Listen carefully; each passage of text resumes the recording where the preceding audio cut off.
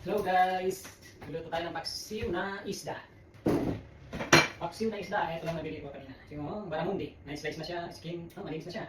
Tapos lalagyan natin ang luya, sibuyas, tapos ito, talong, okra. Ganito ako magpaksiw, may okra at talong. Gusto ko kasi na yan, pisa na natin guys.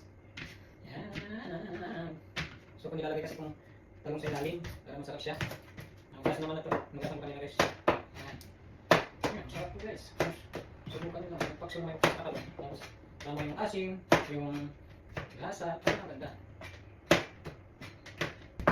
Gusto ko lang madali ko na ano yan. Nakita lang sa likod yung sa ano nga yan. Nakakain na lang, masarap. Gawat at ngay, kami halal, kalarang. Hindi ako pumasok guys kasi nagagaling ko sa hospital kahapon. Hirap makipagpan guys. Papagaling muna tayo sa pumasok at para kaya meron tayong time na mag-reels. Yan.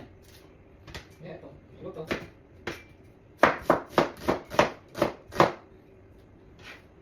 Gusto ko maraming sibuyas. Yan.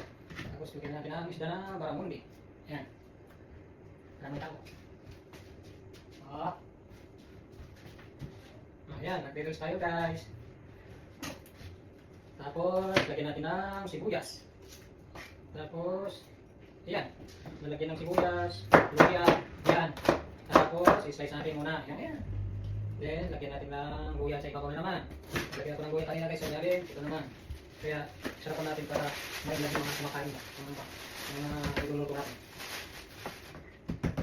So, balang nyo guys, pag naluto na ha. Samahan nyo ako mamaya guys, nakakain. Sige, bye-bye.